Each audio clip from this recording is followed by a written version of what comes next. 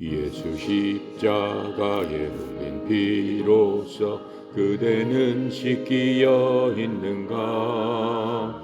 더러운 죄 회개하는 능력을 그대는 참으지 않은가? 예수의 보혈로 그대는 씻기어 있는가? 마음속에 여러 가지 죄악이 깨끗이 씻기어 있는가? 주 예수와 밤낮으로 늘 함께 그대는 행동을 하는가? 아무 때나 어디서나 그대는 십자가 붙들고 있는가? 예수의 보혈로 그대는 씻기어 있는가? 마음속에 여러 가지 죄악이 깨끗이 씻기어 있는가?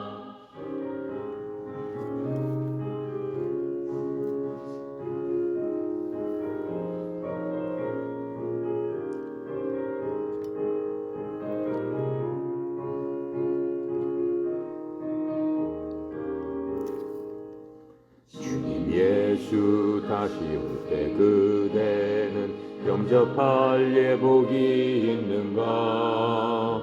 그대 몸은 거룩한 곳 천국에 들어갈 준비가 됐는가?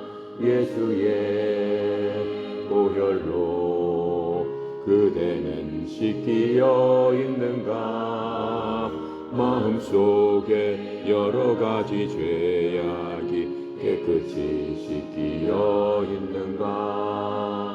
묵은 죄에 더러워진 예복을 주 앞에 지금 다 벗어서 샘물같이 솟아나는 보혈로 눈보다 더 희게 씻으라. 예수의 보혈로 그대는 씻기어 있는가? 마음속에 여러 가지 죄악이 깨끗이 씻기어 있는가? 아멘. 오늘은 계속해서 에베소서입니다. 5장 우리 17절까지 했었죠. 18절부터 21절까지 한번 보도록 하겠습니다. 함께 읽고 시작하도록 하겠습니다. 18절입니다. 술 취하지 말라. 이는 방탕한 것이니 오직 성령님으로 충만함을 받으라. 시와 찬송과 신령한 노래들로 서로 화답하며 서로 너희의 마음으로 주께 노래하며 찬송하며 범사에 우리 주 예수 그리스도의 이름으로 항상 아버지 하나님께 감사하며 그리스도를 경외함으로 피차 복종하라. 지금 이제 18절부터 이 33절 5장 마지막 절까지는 가정 안에서 천국을 얘기하는 겁니다. 특별히 이제 그 결혼한 사람들 또 이제 앞으로 결혼할 사람들 이런 가정 안에서 어떻게 하면은 하나님 말씀대로 하나님의 뜻이 무엇이냐, 어떻게 사는 것이 하나님의 뜻 안에서 사는 것이냐라고 하는 말씀을 해주고 계십니다. 지금 많은 가정들이 있죠. 결혼하게 되면은 가정을 세우게 됩니다. 가정을 세우는 게 하나님의 첫 번째 사실은 뜻입니다. 하나님께서 사람을 만드신 이후에 남자와 여자를 만드시고 그들이 생육하고 번성해라. 자식을 낳아서 하나의 커뮤니티를 만드는 게, 그 조직을 만드는 게 하나님의 첫 번째 뜻이에요. 엄밀히 말하면은 결혼하는 게 하나님의 뜻입니다. 특별한 것 때문에 성경에 보면은 결혼하지 않을 수도 있다라고 했지만 가능하면은 결혼을 해라. 결혼을 함으로써 하나님께서 축복을 해 주시겠다 말씀하고 있습니다. 그래서 처음 사람이 만든 게 바로 가정입니다. 그래서 이렇게 많은 가정이 하나님의 말씀에 따라 생활을 해야 되는데 그렇지 못하다 하는 게 문제가 되는 거겠죠. 이 기독교인 가정도 마찬가지입니다. 사실 그 결과는 그렇게 별로 좋지 않습니다. 하나님의 말씀대로 그렇게 살지 못하면은 뭐 행복하다고 할 수는 없죠. 그래서 가정에서 어때요? 서로 천사와 같은 그러한 그 존재로서 서로를 대하는 그런 대신에 이 가정이 그 힘들고 어렵고 그렇게 되면은 마귀가 그 가정의 주인이 된다라고 하는 겁니다. 그래서 수많은 가정이 크리스찬 가정이지만은 요즘 어때요? 걸핏하면 이혼하잖아요. 이혼해서 법정에서 그 이혼을 하게끔 하는 어떠한 그러한 현상들을 우리가 흔하게 볼 수 있지 않습니까? 또 어때요? 많은 사람들이 같은 주소를 쓰고 있죠. 한 가정이지만은 같은 주소를 쓰고 있지만 감정적으로는 서로 떨어진 상태로 이혼한 상태로 지내는 경우도 굉장히 많습니다. 우리가 낳은 가정을 지키기 위해서는 남편과 아내로서 서로 자기 할 일 또 조화를 이루면서 함께 이렇게 걸어가야 되는 것이 마땅하죠. 그렇게 하기 위해서는 성령님의 힘을 통해서만 그 모든 것들이 가능하다라고 하는 겁니다. 거기에 대해서 에베소서 5장 지금 우리가 이제 배울 부부에 대해서 25장 22절, 23절 그렇게 나와 있죠. 22절, 23절 한번 볼까요? 그 밑에 있으니까는 22절 뭐라고 써 있어요? 아내들이여 자기 남편에게 복종하기를 죽게 하듯 하고 남편이 아내의 머리됨이 그리스도께서 교회의 머리됨과 같음이라.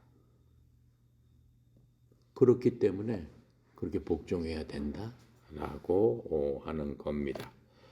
또 부모와 자녀에 대해서도 저 6장 1절부터 4절까지 그 관계에 대해서 말씀을 해주고 있어요. 또한 사회생활에 있어서도 고용주와 피고용인에 대해서도 에베소서 6장 지금 5절부터 9절까지 보면은 직장 생활은 어떻게 해야 된다라고 말씀하고 있어요. 그게 하나님의 뜻이에요. 하나님의 뜻은 진리입니다. 하나님의 뜻 이외의 진리는 없습니다.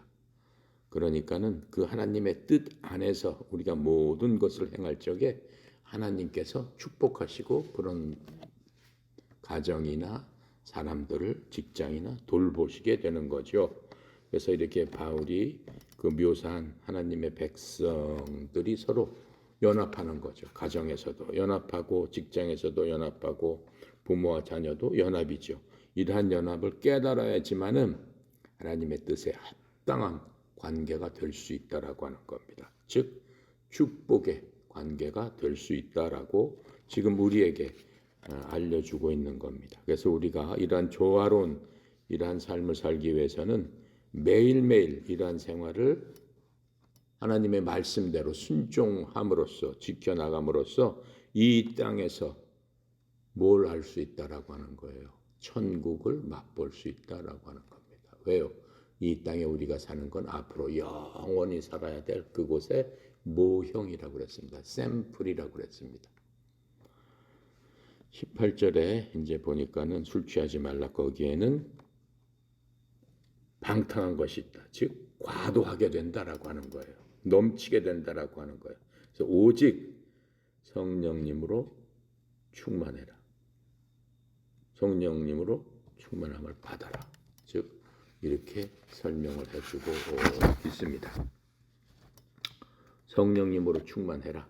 충만함을 받아라. 라는 말씀은 하나님의 명령입니다. 어떻게 해라라고 지금 말씀하고 있잖아. 해도 좋고 안 해도 된다라가 아니에요. 선택이 아니고 must 반드시 해야만 된다라고 지금 말씀하고 있는 겁니다. 그래서 하나님의 명령으로서 지금 이 성령으로 충만하라는 것은 하나님께서 우리가 이 말씀에 순종하기를 원하기 때문에 항상 그 명령문으로 말씀하고 있는 겁니다. 그래서 이 성령님으로 충만하라는 이 명령은 이 몇몇 사람에게만 적용되는 말이 아닙니다. 그래서 모든 그리스도인들에게는 똑같이 이 말씀대로 행해져야 되는 거죠. 성령님으로 충만해라라는 그 말씀은 현재 시제예요. 항상 이루어져야 된다라고 하는 말씀입니다. 즉 계속해서 채워져야 된다라고 하는 현재 진행형으로 지금 말씀해주고 있는 겁니다. 그래서 우리들이 어떤 특별한 경우가 아니라도 끊임없이 성령 충만을 경험해야 되고 그 상태대로 유지를 해야 된다라고 하는 겁니다. 성령 충만을 하기 위해서는 어떻게 해야 될까요? 우리 스스로 성령 충만함은 채워지지 않습니다. 우리 스스로 채우는 것이 아니라 성령님께서 우리를 채우시도록 허락하는 것입니다. 우리는 단지 성령님을 억셉트하는 거예요. 그러면 성령님께서 스스로 우리를 채워주신다라고 하는 거예요. 허락하기만 하면 되는 거예요. 우리가. 근데 성령님을 거부하면은 성령님께서는 거부하는 자한테 억지로 그냥 강제적으로 하지 않습니다. 왜요? 모든 일에서 마찬가지예요. 하나님과 내 관계는 하나님께서는 절대로 아무리 그것이 하나님의 뜻대로 행하는 건 좋은 일이고 훌륭한 일이죠. 하지만 아무리 하나님의 사람이라도 강제적으로 하지 않아요. 성경에 보면은 다윗 같은 사람, 하나님의 마음에 합당했던 사람들, 모세 같은 사람, 하나님의 위대한 사역자, 위대한 일꾼, 그렇죠? 성경을 대표하는 사람들, 그 사람들도 어때요? 본인이 원하지 않으면은 하나님께서 강제하지 않으셨어요. 특별한 경우 빼놓고는 그냥 내버려 두셨어요. 왜? 하나님께서 인간을 만들 적에 인간한테 주신 게 뭐예요? 자유의지라는 거예요. 지금은 자유의지가 너무 강하잖아요. 모든 일에 있어서 걸핏하면은 지금 국가도 그렇잖아요. 무슨 뭐의 자유, 언론의 자유, 표현의 자유, 무슨 자유. 그게 말하자면 자유의지예요. 대통령을 욕해도 뭐 자유의지니까. 누구를 선생님을 욕해도 자유의지니까. 그걸 하지 말라 그러면 뭐라고 얘기해요? 왜 표현의 자유를 갖다가 뭐 하느냐, 왜 억압하느냐라고 해서 엄청난 반발을 하죠. 내가 이제 비유로 얘기한 거지만 하나님께서는 인간에게 그 자유의 의지를 주셨어요. 그래서 구원받기 싫다라고 그러면은 하나님께서 억지로 구원받는 대로 그 사람을 끄집어내지는 않습니다. 내버려 둡니다. 어디로 가게? 그 사람 하고 싶은 대로 가게 내버려 둬요. 만약 하나님께서 그렇지 않다면은 모든 사람들이 그냥 가만히 있어도 천국에 갈 텐데 뭐 하려고 교회가 필요하고 뭐 하려고 선교사가 필요하고 뭐 하려고 전도자가 필요하겠어요? 그냥 하나님께서 다 몽땅 다 일로 가게 하면 되는 건데. 그렇죠? 근데 하나님께서 주신 게 뭐예요? 인간 하나하나에게 자유의지를 주셨다라고 하는 거예요. 그건 뭐예요? 사람을 존중한다라는 뜻이에요. 사람을 기계처럼 만들지 않으셨다라고 하는 거예요. 기계는 뭐예요? 보딱 누르면 그냥 하잖아요. 보딱 누르면 뒤로 가, 보딱 누르면 앞으로 가, 보딱 누르면 옆으로 가. 자동차는 핸들 돌리는 대로 다 지가 움직이지. 자동차 의지대로 부산 가자고 그러는데 난 제주도로 가겠다고 그래서 제주도로 갑니까? 안 가죠. 그렇다라고 하는 겁니다. 그래서 자유의지라는 거는 굉장히 소중한 거예요. 그래서 그 자유의지를 잘못 써버리면은 어떻게 해요? 많은 사람들이 그 자유의지를 잘못 써서 오히려 하나님의 뜻보다는 마귀의 뜻 따라가기 때문에 하나님께서 애달파시지만 어떻게 하겠어요? 방법이 없는 거죠. 자, 그래서 우리는 그 성령님께서 우리 자유의지를 이용을 해서 우리 속에서 성령님 나를 채워주소서라고 해야 되는 거예요. 성령님의 그 뜻을 거부해버리면 성령님께서 터치를 안 하세요. 물론 성령님은 구원받는 순간에 우리 속에 계시지요. 그래서 이 채운다라고 하는 성령님으로 채워져야 된다라고 하는 그 동사는 어떠한 그 영어로 따지면 내용, 컨텐츠죠. 내용이나 어떠한 양, 퀀티티 그거하고는 상관이 없이 마치 뭐예요? 텅 빈 배가 가기 위해서는 뭐가 필요하겠어요? 연료가 필요하죠. 경유를 넣어야 되겠죠. 그 경유가 필요한 것처럼 우리에게 영적인 연료가 필요하다라고 하는 겁니다. 성령님으로 채워지지 않으면은 영적으로서 연료가 없어요. 연료가 없기 때문에 어떻게 하나님을 알 수도 없고 하나님의 뜻 가운데서 살 수도 없고 하나님과는 어떻게 해요? 그리스도 안에서 걸을 수 없다라고 하는 겁니다. 그래서 이 채운다라는 의미는 뭐뭇에 의해서 조절된다라고 하는 뜻입니다. 예를 들면 누가복음 4장 28절에 회당 이렇게 이런 얘기가 있어요. 회당에 있던 모든 사람들이 이 말을 듣고 진노가 가득하여 그리스도를 이제 대항하는 막 그런 것들이 이 그림에 나오는데 그 진노가 가득하여라는 진노로 채워져서라는 얘기는 뭐냐면은 진노에 의해서 조절되어라는 의미다라고 하는 겁니다. 영어로 하면은 controlled by 뭐뭇에 의해서 컨트롤 된다라고 하는 겁니다. wrath 진노를 함으로써 거기에 그냥 그 진노에 그냥 그 어떻게 파묻혀 가지고 진노하는 대로 행동을 했다라고 지금 설명을 해주고 있는 겁니다. 그래서 이제 성령님으로 가득하다 이란 의미는 우리 마음, 감정, 의지가 계속해서 성령님에 의해서 조절된다라고 하는 거예요. 그렇죠?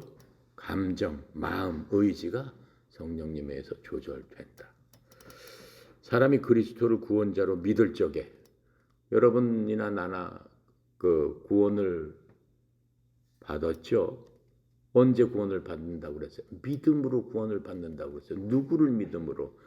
예수 그리스도를 믿음으로. 예수 그리스도의 말씀과 예수 그리스도 그 자신 어떤 분이다라는 것을 믿음으로 말미암아 우리는 구원을 받습니다. 그럴 때 성령님께서 삼위일체 한 분이신 성령님 하나님의 영이시고 그리스도의 영이시는 바로 그 성령님께서 즉시 어떻게 해요?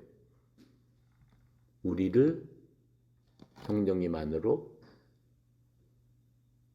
집어넣는다라고 하는 거예요. 즉시 집어넣어 버린다라고 하는 거예요. 여러분 머릿속으로 가만히 생각해 보세요. 우리 요한복음 영화 봤을 적에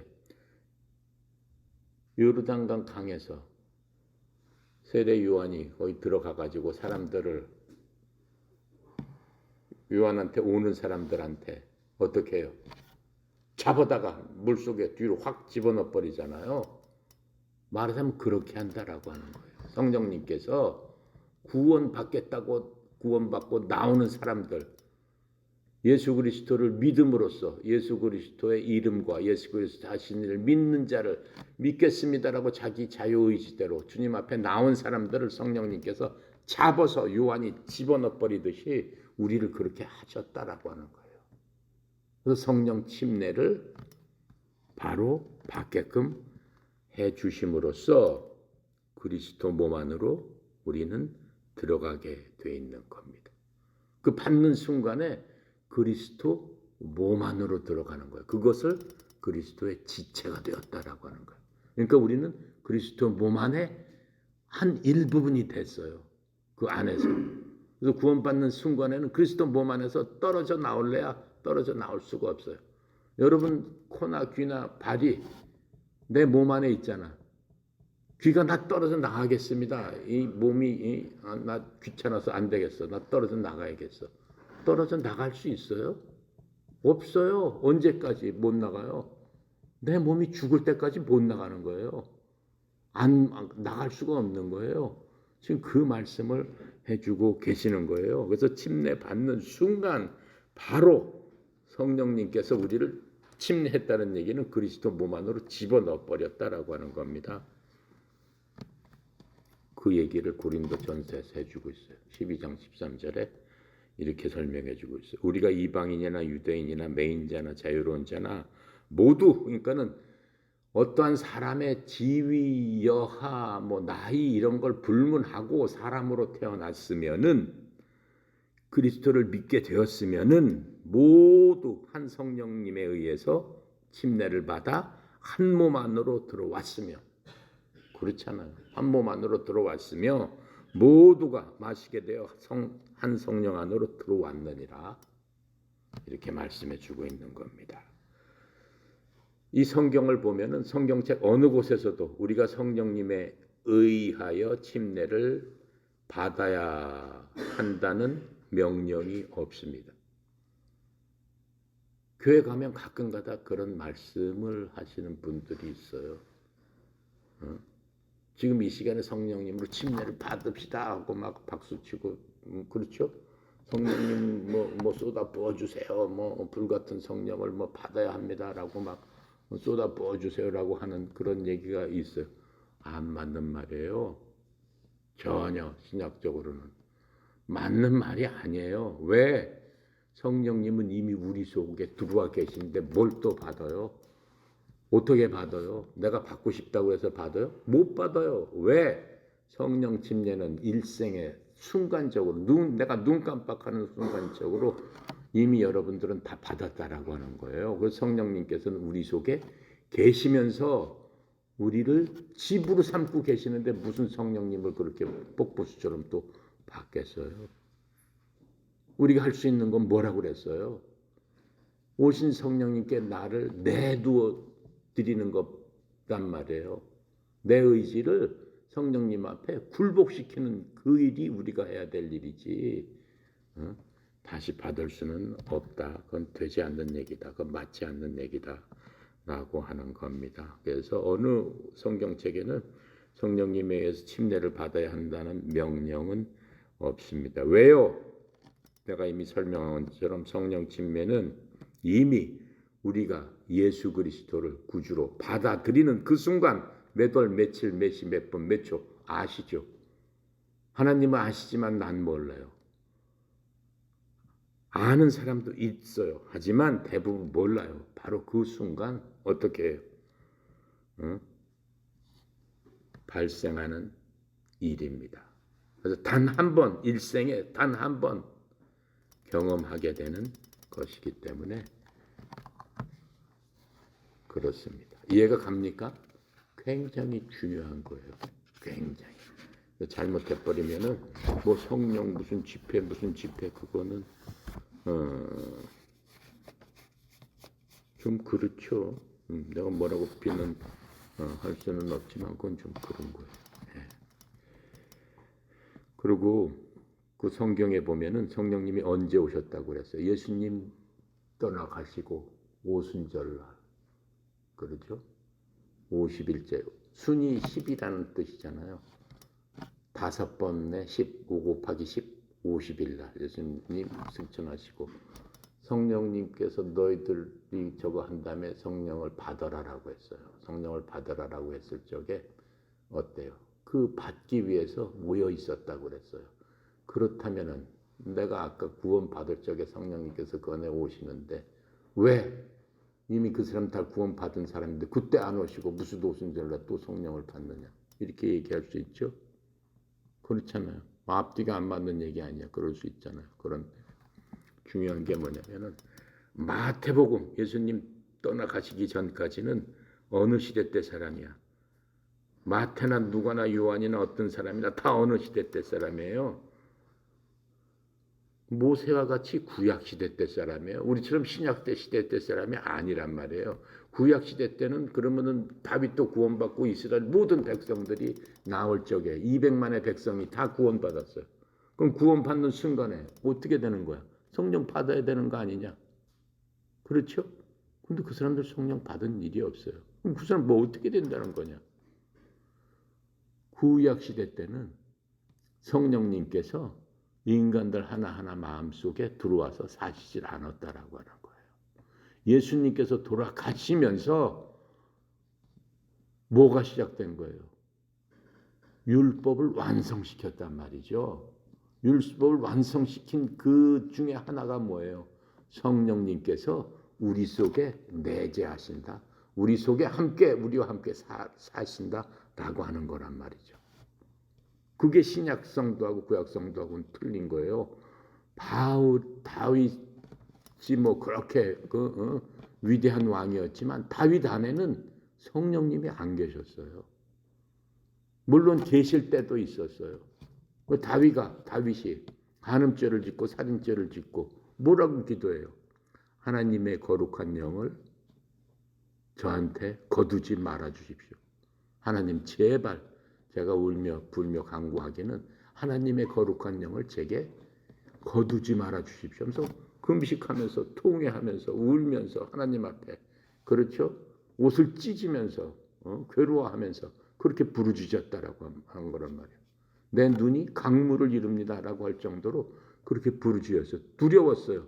하나님의 영이 떠나갈까 봐. 왜? 하나님 구약에서는 필요할 때 할 때마다 하나님의 영이 그 사람 안에 들어가서 그 사람을 감화감동시킨다라고 하는 거예요. 하지만 지금은 그렇지 않다라고 하는 거예요. 구원받는 순간 우리는 뭐가 되는 거예요? 하나님의 자녀가 되고 하나님의 성품을 닮은 왕가의 자손이 된다라고 하는 거예요. 구약시대 사람이 그랬어요? 전혀 신분이 틀리다라고 하는 거예요. 구약시대 사람은 내가 하나님의 자녀입니다. 그러면 어떻게 됐어요? 돌로 때려 죽였어요. 누구를 그렇게 한 거예요? 예수님을 그렇게 했잖아요. 내가 하나님의 자녀다라고 하니까는 하나님의 아들이다라고 하니까 어떻게 했어요? 잡아다 죽인 거 아니에요? 결국 십자가에 달려서 죽은 게 첫 번째 원인이 그거 아니냔 말이에요. 근데 지금은 어떻게 해 우리가? 난 하나님의 아들입니다. 그러잖아. 그렇다고 해서 나를 십자가에 달아서 죽인다고 그래요? 돌로 쳐요? 아니잖아요. 그게 신약하고 구약하고 틀린 거예요. 우리는 어느 때 사람이에요? 신약 때 사람이에요. 그런 얘기를 언제부터 할 수 있었어요? 예수님 살아계시는 동안에 할 수 없었어요. 예수님이 하나님이신 그분조차도 그 얘기했다가 어떻게 해요? 맞아 죽고 창에 잘려 죽은 거 아니냐라고 하는 거예요. 이제는 떳떳하게 할 수 있다라고 하는 거예요. 그래서 성령님께서 우리 속에 내주의 끝까지 눈, 코, 귀처럼 우리 이게 딱 붙어 있는 우리하고는 틀리다라고 하는 거예요. 그게 구약하고 신약하고의 큰 차이가 되는 겁니다. 그래서 이 성령 충만이라는 거는 내가 좀 시간 길게 얘기하는데 굉장히 중요한 거예요. 우리가 이 땅에 사는 동안 어떻게 보면 가장 중요한 거예요. 그러니까는 거기에 대해서 잘 알고 잘 깨닫고 잘 이해를 해야지 여러분이나 나나 힘들고 어려울 때 자빠지고 넘어졌더라도 다시 일어날 수 있는 힘이 생기는 거예요. 그게 헷갈려 버리고 희미해져 버리면은 내 정체성을 완전히 잊어버리는 거예요. 내가 하나님을 믿었던가? 내가 하나님의 자녀라고 그러는데 내가 무슨 하나님의 자녀? 이꼴로 내가 무슨 천국 가면 그 왕 같은 그러한 그 가족이랬는데 내가 무슨 이렇게 돼 버리는 거예요. 그러니까는 그것을 성령님의 그 충만함을 확실히 깨닫고 하는 사람한테는 힘들고 어려운 일이 있을 적에도 전혀 어떻게 해요? 걱정할 필요가 없죠. 하나님께서 나와 함께 계신다라고 하는 것. 성령님은 그리스도의 영이며 하나님의 영이다라고 하는 것. 내 속에 누가 계신다는 거예요? 삼일체 하나님이 계신다라고 지금 얘기를 하는 거예요. 그래서 우리는 성전이다라고 얘기하는 거예요. 그래서 이 성령 침례의 의미는 내가 그리스도의 몸에 속해 있다는 것. 언제? 내가 예수 믿는 순간 나를 지체로서 성령께서 확 끌어 당겨 버리신다, 붙여 버리신다 라고 하는 거고, 이 성령 충만, 그렇게 된 사람은 성령 충만해야 되는데, 의미는 뭐예요? 내 몸이 그리스도에게 속해 있다라는 거예요. 내 몸이, 내가 그리스도의 몸으로 갔다는 거하고 내 몸이 속해 있다는 거하고는 의미가 틀립니다. 내 몸이 속하기 위해서는 나를 허락을 해야 된다라고 하는 거예요. 성령님한테 도구로 사용하십시오라고 허락을 해야 된다라고 하는 거예요. 나는 그리스도 지체한테 붙어 있어요. 붙어 있는데 내 몸이 충만하지 않아. 그러면 그 그리스도의 몸의 기능이 어떻게 되겠어? 내가 코다라고 하는데, 내가 코로서 그 그리스도의 그 바디의 코 부분 역할을 맡았어. 그럼 코는 코지. 코는 뭘 해야 돼? 냄새를 맡아야 되는데 기능 자체가 움직이진 않아. 기능이 잘못될 수 있잖아요. 축농증이 걸리든가 코 안이 뭐 썩어버렸든가 어떻게 돼버리면은 기능을 못하잖아. 냄새를 못 맡잖아. 그 꼴이 된다라고 하는 거예요. 냄새를 잘 맡는다는 게 뭐예요? 성령으로 충만하다라고 하는 거거든. 충만하기 위해서는 어떻게 해야 돼? 코를 깨끗이 청소도 하고 코의 건강을 유지해야 되고, 그렇죠? 감기 들면 어떻게 약도 먹어서 코를 제대로 정상을 시켜야 되는데, 얘라 모르겠다, 코가 썩던가 비뚤어지던가 모르겠다라고 하면 어떻게 되는 거야? 그 몸이 어떻게 되는 거냔 말이에요. 기능이 마비되잖아. 그럼 나뿐만 아니고 코뿐만 아니고 그 몸 전체에 뭐가 되는 거예요? 피해가 되는 거다라고 하는 거예요. 그러면 하나님께 영광을 돌리지 못한다라고 하는 얘기가 거기서 나오는 거예요. 그래서 그리스도인들은 항상 하나님의 영광하고 같이 갈 수밖에 없어요. 하나님의 영광을 못 돌리는 사람은 어떻게 보면 그리스도의 지체로서의 사명을 못하는 거야. 영광이라는 게 뛰어나게 뭘 잘한다는 의미가 아니고, 몸이 됐으면 최소한의 몸의 기능을 해야 되는 게 영광의 역할이다라고 하는 거예요. 그러니까 영광이 뭘 잘났다라는 게 아니야. 그리스도인들은 최소한의 그리스도의 몸을 유지할 수 있는 그것을 해야 되는데, 그게 그리스도의 영광이다라고 얘기하는 거예요. 그래서 영광을 돌렸다는 게 내 잘났다는 얘기가 아니라니까. 영광을 못 돌리면 어떻게 되는 거예요? 낙제점이다라고 하는 거예요. 왜? 그리스도의 몸의 기능에 저해가 됐기 때문에, 내가 몸의 지체로서. 이거는 굉장히 심각한 겁니다. 그래서 예수 믿는 게 어떻게 보면 그렇게 간단하지가 않아요. 그렇죠? 그래서 우리가 오늘 세 구절에 한 구절밖에 또 못했네.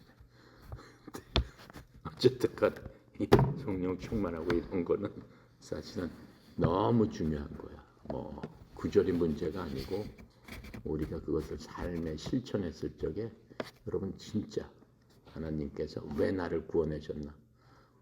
나는 어떠한 짓을 해야 되나? 그걸 생각해야 돼. 근데 내가 그렇게 할 수밖에 없는 가장 큰 이유는 여러분이나 영원히 가서 살 곳이 너무나 크기 때문에 그래.